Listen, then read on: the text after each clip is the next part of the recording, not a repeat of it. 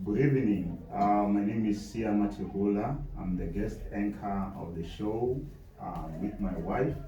As you know, all of you, this is not my show. I've been actually asked to come and become part and parcel of this. To God be the glory show. Today, we are going to have something that you are going to like. And I believe wherever you are, you're ready for this. As a husbandman, I've been hijacked to be part and parcel of this. And I believe all the husbands out there, whether you like it or not, be part and parcel of this. We are going to deal with what we call a love quiz. Have you ever heard anything called a love quiz? I don't know anything about it, my friend. I'm just actually drafted into this. When I'm going to fumble, what I'm going to do right, I'm going to excel, is going to be something that actually we are going to look forward to. So stay tuned. With me here, I'm with my wife, my gorgeous wife, my beautiful wife. This is the woman who doesn't know the word no. Did you hear what I've just said? This is the woman who doesn't know the word no. Everything in his house is only yes, yes, yes. More especially when it comes from her. Welcome to the show, man. No, thank you. And thank you very much for allowing me to be actually a guest anchor of your show. I feel so honored. I'm so blessed. I know it's an honor for me actually to be hosting this show, and we are looking forward. I knew, apart from being the anchor of the show, we are lovers, aren't we? Yeah. I just wanna get a confirmation from you. Aren't we lovers? Yeah. Husband and wife. Yes. So today we just want to actually do something which is actually great and people are going to actually like it. This is called a love quiz. What we mean by love quiz, I just want to know how much she loves me, how much she knows me, and how much I know her. We've been married for about 13 years now. We've been blessed with actually 3 kids, and then God has been great, giving us a successful ministry, and then there are a lot of things that are happening in our life, but we don't want to go into those things. We just want to actually shoot straight to love.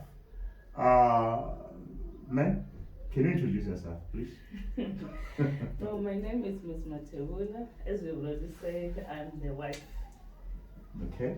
Yes, and the So you are saying you are a wife because I've said that. It's not that you are a wife. It's because I am. No, I was expecting you to say I'm the wife, not just because you said you're the wife. So you better tell me here. Are you still my wife? Or do you want me to marry someone? Come on, guys. You just heard what you just said. I mean, are you still my wife?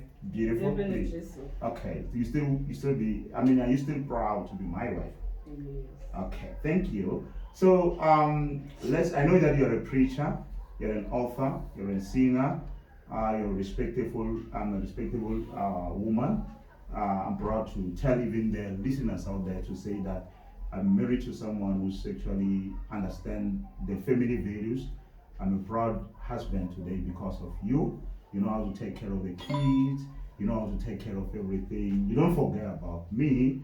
And then I feel like actually, I don't know how can I explain this. Sometimes when I look at your schedule, I don't even actually believe that you are the kind of a woman who's involved in this kind of things.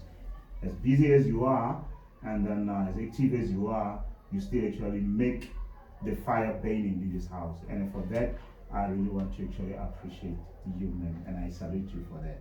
No, thank you for that. I do appreciate. Thank you very much. So here we are, guys. Be ready. What we are going to ask here is not going to be directed to us. It can be directed to you as well. Just actually mirror this on yourself. If you're sitting with your wife, wherever you are, your partner, if you're still going to get married, or anything that actually you're thinking of, this is the opportunity for you to use it as a mirror. And I'm using it as a mirror is to say, I just want to know how much my partner knows me. And then we're going to start with with actually the basic things. The cookie. Darling, let's deal with the cookie. Okay. What is your favorite meal of your husband? And I do have the favorite meal of my wife. Okay. I wish we can just write somewhere and somebody can help us to check where it is. But because we are not actually doing it as a competition, we just actually want to talk and everybody want to talk there. If I say something which is not actually the correct answer, is fine. Then we can correct one another and we know. What is your favorite? What is the favorite meal of your husband? As far as you're concerned? As far as I know, your favorite meal is pap, muhudi, and morocco. Do you cook that? How often do you cook that? No, let's be honest. We are Christian, eh? Yes. We don't have to lie. Lying on front of the camera, it means you are going to hell. You don't want to go to hell. I hate hell. Just tell the people, how often do you cook mohori, my daddy? To be honest, I don't cook Like cooking. mohori because... So let me answer it for you and make it simple. Whenever people see me, pitting the car next to Chisanyama, it's not because I like going and enjoying food out there. It's because my wife can't cook mohori, but I like mohori. Do we agree? Yes, that's true. Thank you very much. So it means I like mohori, but mohori can be cooked in a house. I don't know how many guys out there are like me. I don't know. So we've got something that actually is going on here. I don't know. I don't know how many guys are like me. I like mohori, she's right, and Papa, she can cook mohori. So I always go out. When you see me eating a chisa, they say, oh, the pastor is eating a chisa, and what is happening? It's because Mam Fundisi can cook mohori. But we don't have to nail her. Yeah, that's true. It's up to you now. And then, what is my favorite perfume? Oh, I forgot the name.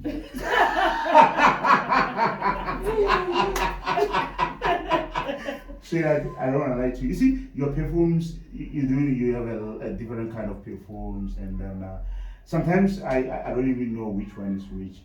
But what I know is that you like the aroma, like the taste, and then you don't go for any kind of a perfume, but you go for something that smells nice. It can be actually not even expensive. We're not talking about expensive stuff here. We are talking about something which actually has got that taste, that distinction on itself. I remember at some stage you once actually bought a plane and then somebody stole your perfume from the plane. I'm not saying people stole the perfume there, I say somebody. So what I know about you is that you like anything that can smell nice. And that is why I like you next to me all the time. Wow. Thank you very much. Okay. Thank you very much. All right. So by this we can say that it is very, very important for a husband and wife to take some extra care or some, what can I call it, to give themselves time basically to see what is it that their husband or their wife like, so that sometimes you can surprise them. Because without knowing, it's even harder to surprise someone. I agree with you. Sometimes you just come with something that I don't like, and if I don't appreciate it the way you expected, then it becomes a problem. I remember when we got married, you see, I'm this kind of a guy who's adventurous. Sometimes I go overboard and I tend to bore you. I like to impress. Sometimes I impress you unnecessarily. I used to put a dressing ring, white and black stripes. Do you still remember the ring? Yes, I do. I was watching, you remember in my graduation, when I was graduating for my BTech, I was putting it on, and I always look at the picture and say, I wonder what made her not to tell me to take it off. Maybe she was still actually saving me off. So, but in that case, I'm trying to say, you don't like anything actually that I can go for. You like something that's got a class, that's got a taste, and so on and so on. But one thing for sure that I don't want actually to deny our audience out there is to say, what kind of a meal? I asked you about a meal, and you are dodging that. Now you go to the perfume issue. You never ask me about that. Oh, you wanted me to ask you about them? Yes, because we started about cooking. Oh, okay. Yes. Okay, then what's my favorite dish then? Your favorite dish, darling, is simple as a B, C, D. Your favorite dish, my sweetheart, you just love a rice and a chicken. That's all. A chicken can come in either way. You can save it with actually any side dish. It can be actually coleslaw, can be beetroot, it can be pumpkin, anything else. But as long as it's rice, and you don't mind the rice, whether it's a vegetable rice or not, even if it's a white rice, you eat the rice. You can eat the rice in the morning, during the night, in the evening, every time. You can even eat the rice on top of me. That's what I know about you. Yeah, that no, that's true. That's my favorite dish. I do love rice and chicken. I do love rice and chicken. Thank you very much. I just want to actually check with them in terms of cooking. The time I remember the time we got married, I used to cook different kind of dish for you. I used to charm you. I still remember I cook you this sweet corn pap. You always praise me with that. Yeah.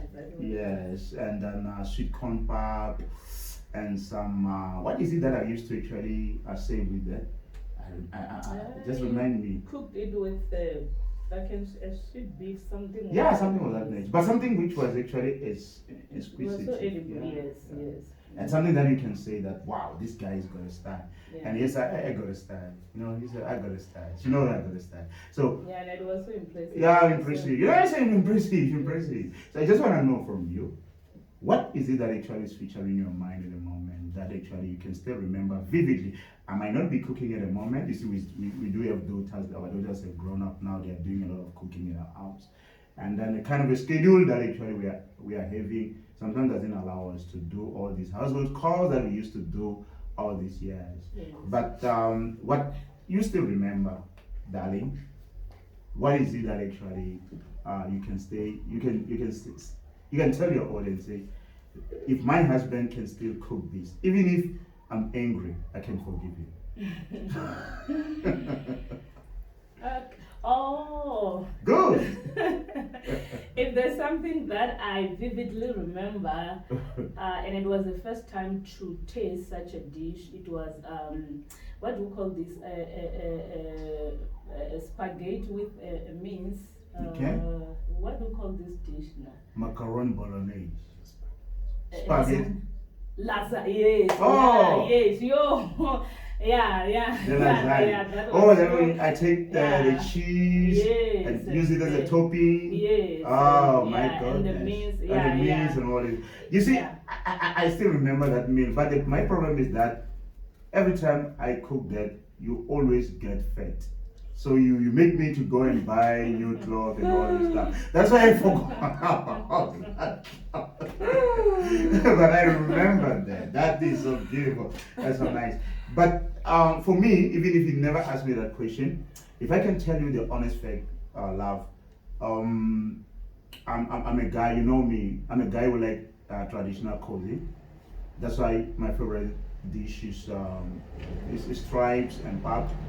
So you used to cook all this kind of expensive stuff, trying to charm me and all this stuff, and I was charmed. I don't want to actually say I was not charmed. I was charmed. Everything was fine.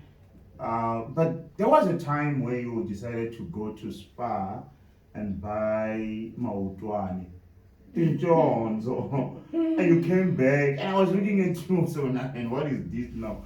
What is it that now she's doing in this house? And you started preparing that. I don't know what is it that you are in there to give it a flavor, that natural flavor.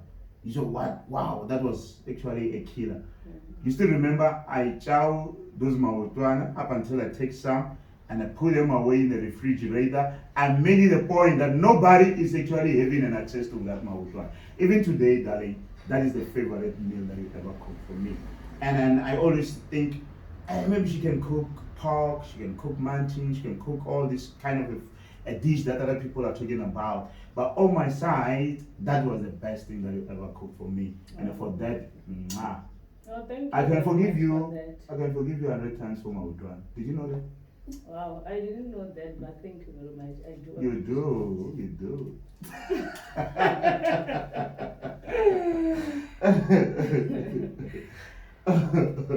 Okay, let's talk about romance.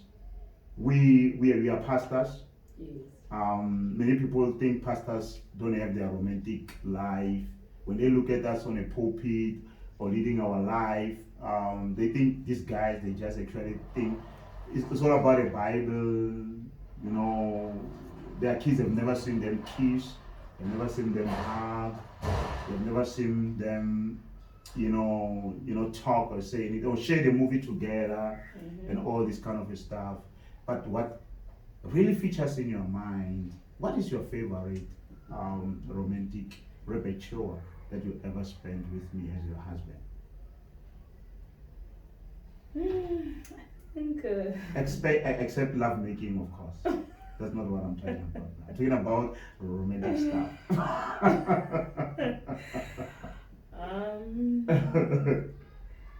Yeah, I can recall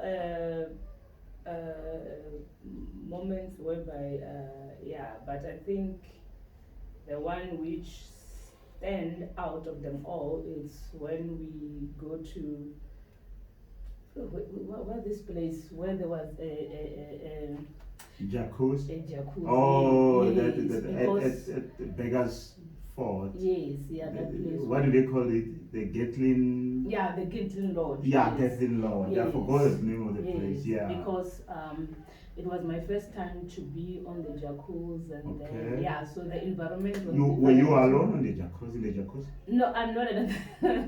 That's what now we are talking about. No, you said it was the first time you were in a jacuzzi. So people don't understand that you were not in the jacuzzi alone.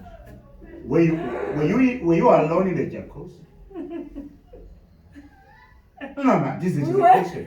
Were you alone in the jacuzzi? We were in the jacuzzi. Together. So what you're telling me was that was the first time we were together in a jacuzzi. Yes. Thank you. And it was the first time I experienced such environment. That's why to me it stands out as something that I can call, if I have to recall about our remote moment, that's the best one. That's a cool.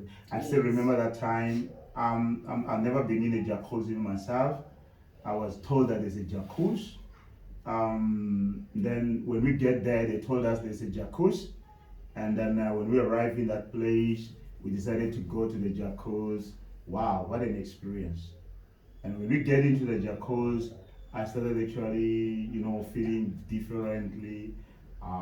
It actually brings that youthfulness in us. That's true. We forgot about the kind of an experience and then even the responsibility that we normally carry.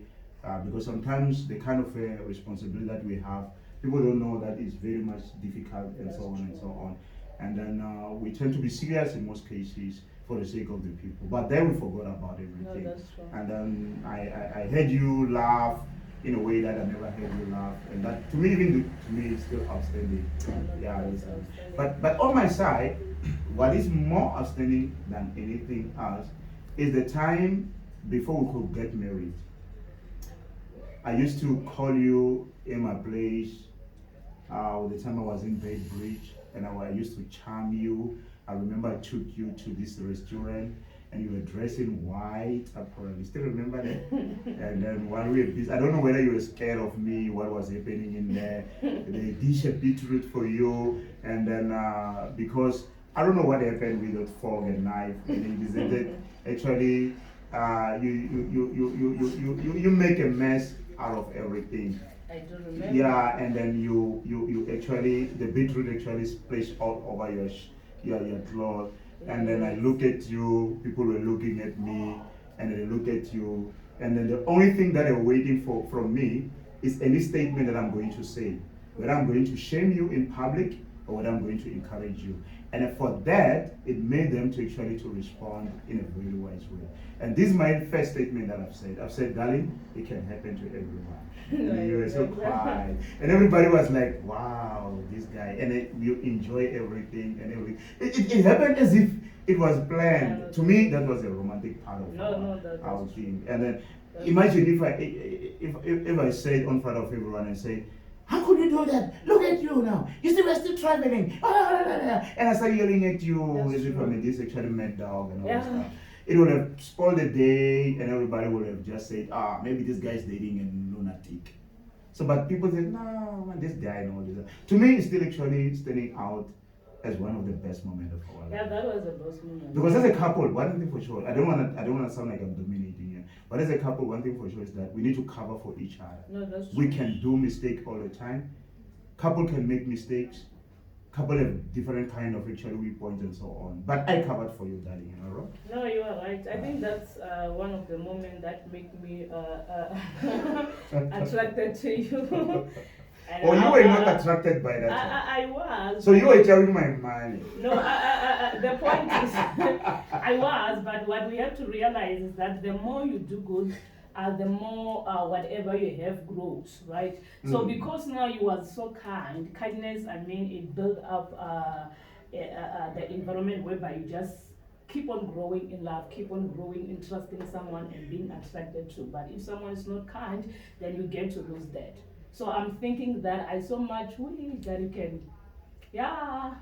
I can do. Right? I mean, you can continue. I I'm mean, no, continuing. not that you quit, Okay. but I'm saying that was so special. The way you I said the handled way everything. it was so special. No, I understand. Yeah, it was so Yeah. special. I cannot even forget till date. It was so special. Thank you very much. In most cases, couples tend to misunderstand the positivity and the negativity of their qualities. No, that's true. We attract each other based on our traits. I'm different from the way she is. She's different from the way I am. But in most cases, we do complement each other. I just want to turn to her now, and with you sitting out there as a couple, just mirror yourself on this. Darling, what is the difference? What is the distinction that actually can say it makes the two of us to be ticking as a couple? I know there are many people, even in our church, they ask you, how do you cope with that monster? How do you cope with that man? Because when they look at me, they see this tough guy who is not actually cooperative, who can't even share a joke, who can't even sit with the kids and watch cartoons and all this stuff. They look at me as a monster. They don't know that at home I'm just this guy, different from the way that they see me at church and all this stuff. So I just want to, I just want to get it from you. I might be hearing this over and over again, maybe 100 times, but it's good for me to hear you say this in front of the people. This is how you think, and this is what you think about me in terms of the distinction.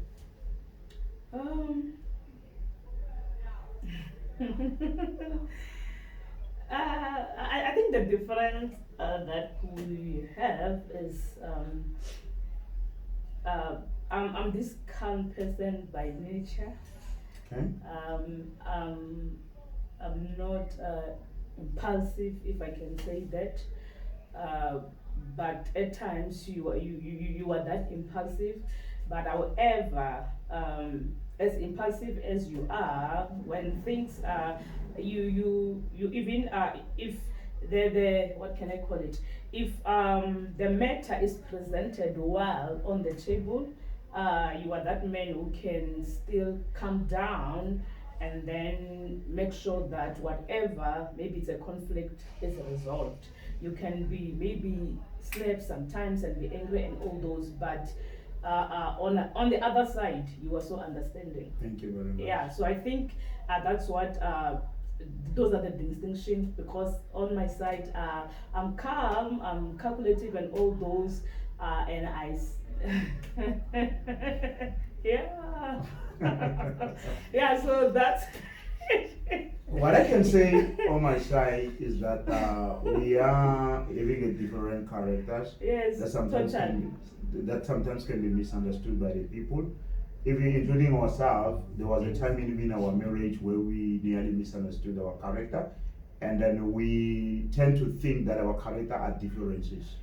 But we thank God because God helped us and we work on that, and up until we actually come up with the understanding that this is not a differences, but it's actually a different trait. And if this can be applied in a positive way, this can work for our own advantage. For an example, I'm known of a guy who's actually a strong talker. People think I'm tough and I'm hard and all this stuff. In a church setup, that people are afraid of me and all this stuff. But when it comes to you, there are people who think you are just the easy kind of a person that they can able to go to deal with and to actually manipulate and so on. They think you're gullible. So when we come to a home setup, they don't know that what they see at church is different. I'm very much kids can come to me and relate their stories far more better than can do to you. And kids can trust me more than they can trust you. And kids they find me outgoing far more better than they can find you. As a matter of fact, they can decide an outing for far more better than they can decide an outing with you. That's how we are. So in church setup, they don't understand that I'm just there to actually deliver as a father, to protect the vision that God has given unto us. And as such, we need to be setting the standard. And as a man, I need to help as a regard. So that need to be, that is misunderstood. And whenever I show my character as such, I impose myself onto that, and people find it, this is very much difficult. This is a difficult man to handle. And then as such, it makes us to be different and distinct, and then it helps us to complement, because when I become hard, it become easy on the people. So where I destroy, you can fix. So that's what I'm trying to say. And as such, it makes actually the ministry to be ticking, because there are people who find me easy to talk to, and there are people who find you easy to talk to. And as such, we really thank God for that. And then for you out there as a couple and the lovers and people who still actually want to get married, you need to check on those particular traits of the character. Sometimes you can think that this is not the right partner. Maybe God gave you someone who's wrong, someone that actually is not complimenting you, and it has nothing to do with that. It has something to do with the vision and what you need to accomplish as a couple. And since I and my wife is perfected on that, everything is fine. We are doing fine. We are cool. That's why you will never find us competing in church. We are complementing each other. What I can do, she knows it better. She allows me to do that without actually any competition. And what she can do, I always give it to her to do that, and without actually anything that she can able to do. Darling, Yeah. we're talking about the good things now. I just want to Maybe ask. before Okay. we move forward to add on that, I think that's how God created us. We are Yes. different, all of us basically. Yes. And then I think that's the beauty of life. That's Yes, the beauty I of agree. people, because this one is like this and this one is like this. So, but I think what is important is for people, more especially the married couple, to understand that as different as we are, but at Yes. the end of the day, we have to settle for what is good or for what is going to make our marriage work. I can be difficult, I can be whatever I am, but as long as I have a way of reducing myself or coming down to the standard, that will make whatever we have work. It can be church, it It's can true. be workplace. Absolutely. Yeah, I think that's Yeah, that's that's what is absolutely yeah. important. It boils down to understanding. Yes. And then knowing our strength and our weaknesses. Weaknesses, That's yes. how it is. Yes. Audience, we are still on the show. To God be the glory.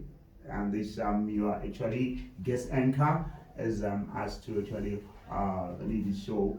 We are flipping over to another side of the coin. Darling, we've been talking about the goodies. Now we just want to actually get to the saddest part. I know marriage got a lot of challenges and all this stuff. We might be laughing and doing all this stuff, but there are a lot of challenges that we went through. What is it that you can highlight and show to the people and share with the audience there? The saddest part of our marriage, what you can say. This was the saddest part of our marriage. Or our love life. It can be love life or before you can get married or anything. It can be love life, can be marriage, it can be anything. What is the saddest part in your life? Surely you had a saddest part. I'm not talking about a bad part or the bitter part. Saddest part. Yeah, the saddest part. Maybe it's when we fight, or maybe can I put it like this? When I got into marriage, or when my ideal picture of marriage, basically, it was marriage is a good thing, it's a beautiful thing. Since it involves love, so everything is going to be lovey-dovey. Though we are going to experience some challenges there and there, but I never thought that they are going to be so big. So at times when we have to fight, and then we'd spend some hours or day without talking to each other, I think that was the saddest moment. Something that I never foresee. It's so draining. It's so much draining.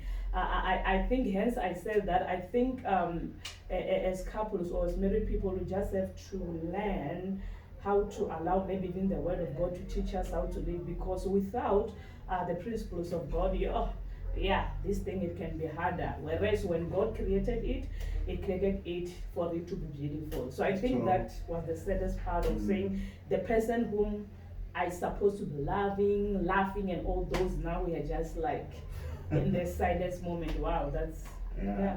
You see, for me, the saddest part, it was when I realized that the beauty that I used to, adore and I used to appreciate all the time, it can be overcome by, the difficulties that you are going through.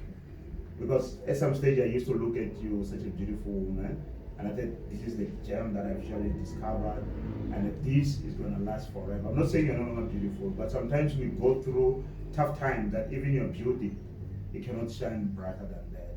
But I thank God because we made it in time, and when we give it some time, God help us to understand that not everything is created for beauty, including even the tree. There's a time when the tree is shedding off its leaves, and when the tree sheds off its leaves, it doesn't shed off its leaves for death. It sheds off its leaves so that it can able to give another new leaves to shoot out, and in that moment, then it can able to prepare itself for new production. That's where the new leaf or become more greener. It helps the photosynthesis to take place, and now you see the new fruitless to actually set in the fruit, and it give actually the good yield in terms of production. So that's the beauty of nature in terms of. That's why I said everything, it boils down to understanding. So we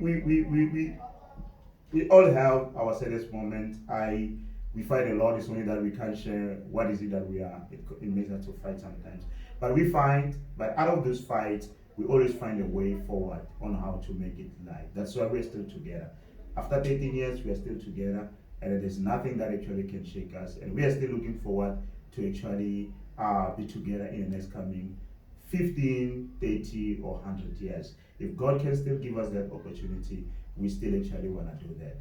And we hopefully believe that everybody who's watching it, and watching this show, is taking a note out of that. We know there are a lot of divorces that are taking place. It's not the will of God, it's the will of the devil. And we hope God is going to help us to stay strong, because when we stay strong, I and my wife, and get married, and we remain married all the time. We even encourage the people who are looking up onto us to say, if these two can make it happen, it means we can make it happen as well. This is what actually I wanna bring this actually as a close to us. I've got so many questions that I can ask you, but because of the time, yes, I just wanna go to this actually last one, the social ed part. We're talking about the introvert and the extrovert. When we're talking about the introvert and the extrovert, we are relating to the temperament of a man. According to the scientists, we are talking about 4 temperaments of a man. The first one we're talking about sanguine. The second one we're talking about choleric. The third one we're talking about phlegmatic. And the fourth one we're talking about the melancholic.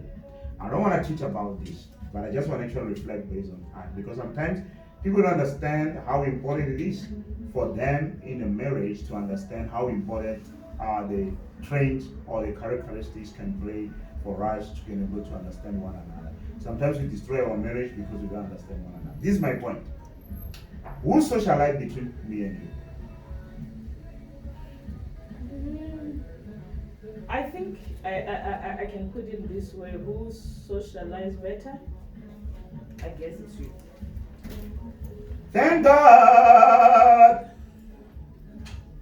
What makes you think I'm the socialite? Because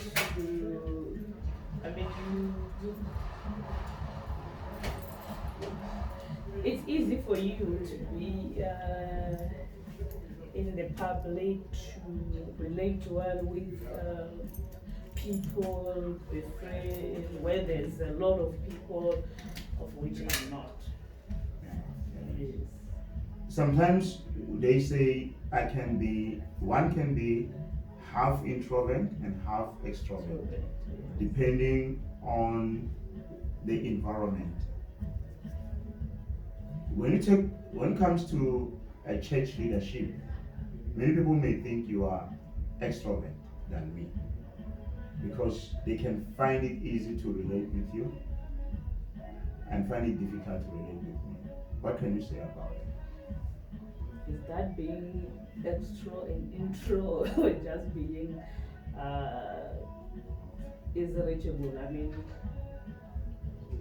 Yeah, it has something to do with the character, the qualities that one possesses as an individual. That's one's personality. If my personality now it actually tells me that I'm an introvert, that means you may find that I'm not socialite. I'm not I'm an outgoing kind of a person. But when you are socialite or you're extrovert, you're socialite and you're outgoing kind of a person. So that's what I mean. And it boils down to the very same point. So sometimes when people look at me, they find that this guy is not an easy kind, is not an outgoing kind of person.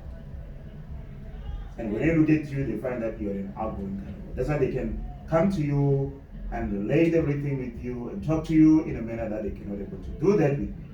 So that's what I'm trying to say. okay, yeah. Then all I can say is that what I know is that I'm 100% intro. I'm an introvert.